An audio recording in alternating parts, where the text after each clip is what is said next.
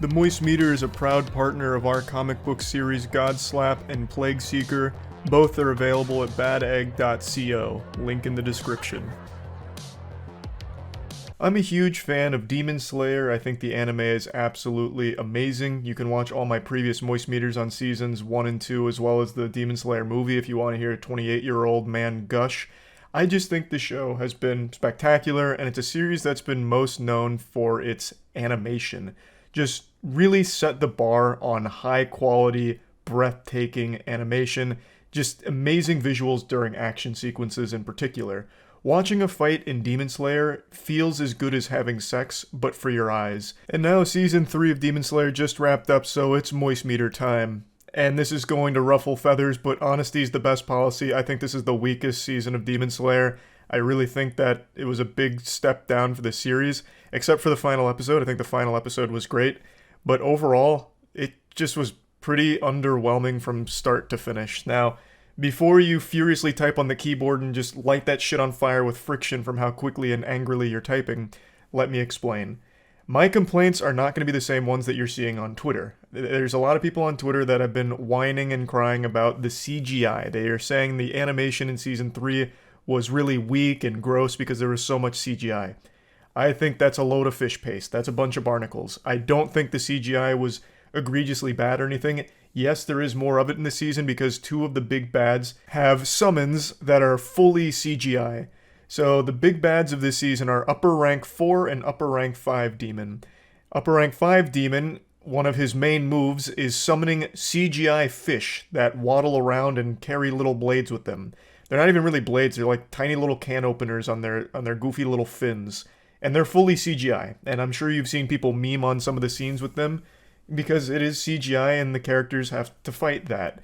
And then the other demon, the Upper Rank 4, summons a fully CGI dragon. And a lot of viewers got very frustrated about that. But I don't think it was bad. Demon Slayer's always had a lot of CGI in it. But usually it's like certain attacks will have CGI used to help blend visually for sequences or, move characters around during a fight. This is probably the first time it's been like fully CGI like monsters they have to fight, at least that I can recall. So I guess that could be a bit jarring for spectators, but I don't think they did it poorly. Like, I don't overall think the animation in Season 3 was bad, like a lot of people are saying it is. I think that's a silly argument to make. It is still absolutely beautiful. The fights were still amazing. I think the weakest part of Season 3, what I really didn't like about it, is the two villains. Upper Rank 4 and Upper Rank 5, both of them, just weren't very interesting. They weren't fleshed out at all. They were also significantly weaker than last season's villain, Upper Rank 6. Upper Rank 6 felt like an extremely powerful demon. Like, how the fuck are the good guys supposed to overcome this? This thing is damn near unkillable. It's got everything. It's fucking cheating. But in here, the good guys were never really struggling. It never felt like there was ever real problems with fighting Upper Rank 4 and 5. Especially 5. 5 is such a throwaway joke of a villain, it's sickening. Upper Rank 5 is a demon that basically just teleports around in vases. Like, he's a vase collector, and he summons fish out of them. He can suck people into vases. He can use attacks through vases. But he fights the Mist Hashira. And the Mist Hashira is very strong, all of them are. But Upper Rank 5 just gets absolutely fucking manhandled. Like, the Mist Hashira comes in and goatsies him against his will. Absolutely fucking spreads Upper Rank 5, kills him in like a couple of blows. There was never any stakes there. And he was a goofy villain that didn't have a single shred of backstory given to him, so how the fuck are you supposed to care? And you were never, like, afraid of him. The only thing Upper Rank 5 did was he trapped the Mist Hashira in a bubble for, like, an episode. And he's like, you're gonna suffocate in that bubble, and you won't be able to breathe. Which is already some Weenie Hut Jr. shit. The Bubble Master? Okay, whatever. And then he just regains his memories. I won't spoil how he gets out or anything. But then he kills him in like 20 seconds.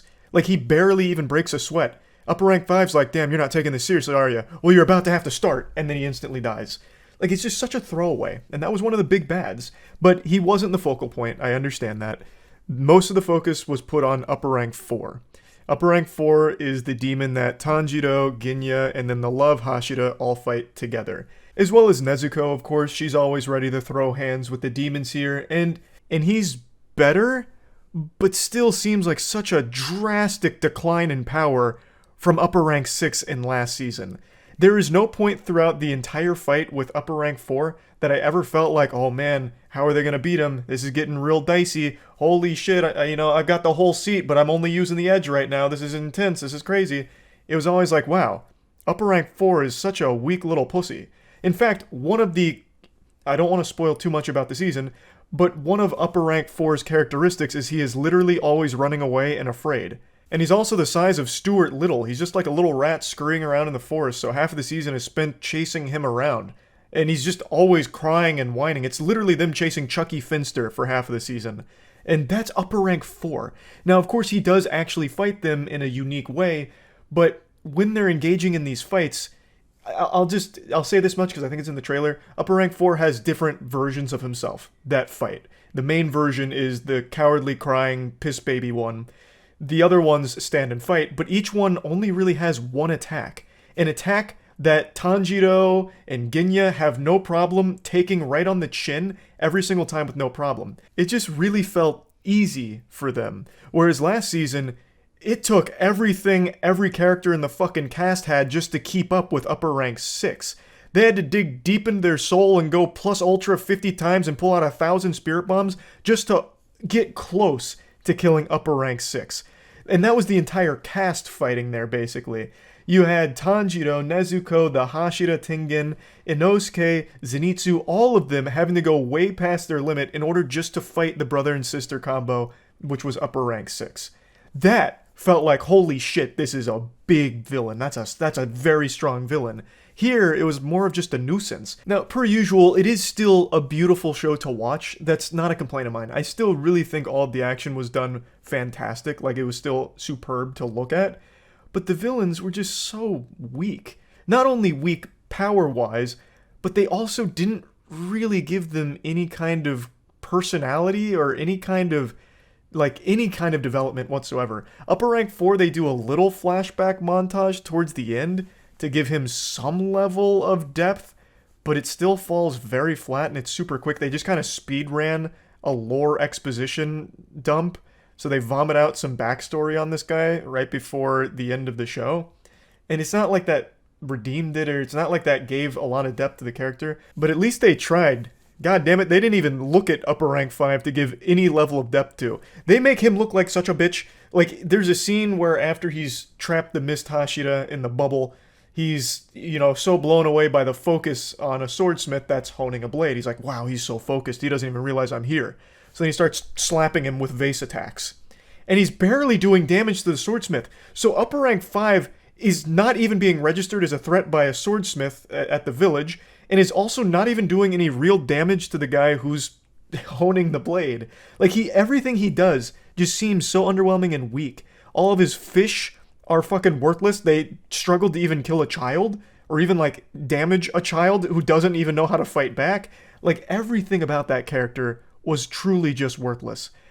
But at least Upper Rank 5 led to development for the Mist Hashira, which I guess may have been the point.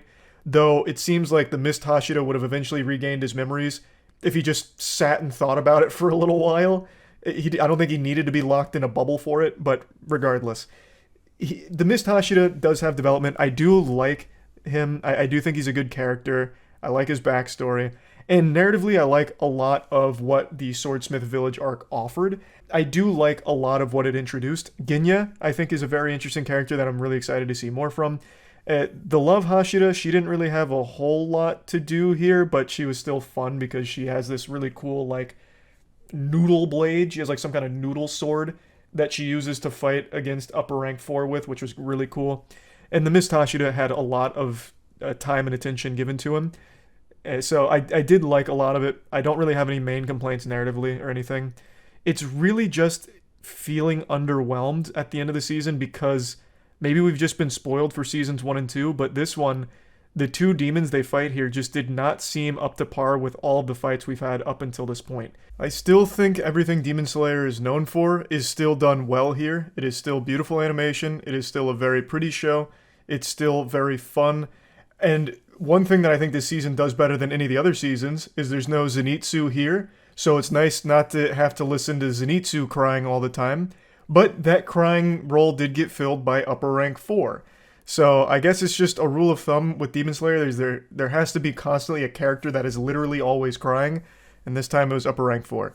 Now, if you've watched my other Moist Meters, you know I don't hate Zenitsu as a character. I just don't really like how the only thing he does really a lot of the time is just cry. He's very cool when he's asleep, though.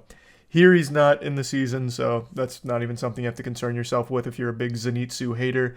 But yeah, overall, I didn't hate the season or anything like that. I actually still think it was a very good season, but it is the weakest season so far of Demon Slayer, in my opinion. So, plugging Demon Slayer Season 3 into the Moist Meter, I'm going to give it a nice 80%. I definitely, of course, still recommend it. I still had fun watching it, but I guess I just always expected the show to keep one-upping itself somehow, but that wasn't the case this time around. It wasn't in the cards. Still a very good season, still enjoyed it, and like I said, narratively, I really like where we're at, and I think that the next season and everything going forward is about to get fucking crazy. I think it's going to pop off, so I'm very excited for more. Huge thanks to ourselves for sponsoring this Moist Meter. Godslap is a comic series written by myself, Jackson, Matt, Danny, and Aubrey Sitterson. It follows the story of a character named Ace, who's an extremely powerful slapper in a world where slapping is king. Issue 3 just dropped. It's all available at badegg.co, and shit is starting to pop off. Ace is being hunted by a mysterious foe named Defister, who, after swan diving through a hospital, picks up Ace's trail and hunts him to the ends of the earth with his sidekick, Olfactor. And also, our newest comic series, Plague Seeker, just came out. Issue 0 is available at badegg.co. It's written entirely by myself and edited by Jackson. It's set in a world 1,000 years after an apocalyptic event known as the Calamity. An asteroid hits Earth, and it brought with it mutations that changed all of its inhabitants. Now the world is infested with things called plagues, and atop the food chain sits 8 great plagues that control the entire world, and only one man stands against them, the Plague Seeker, who has an insatiable appetite to devour those 8 great plagues. So all of this is available at badegg.co, so please check it out. See ya.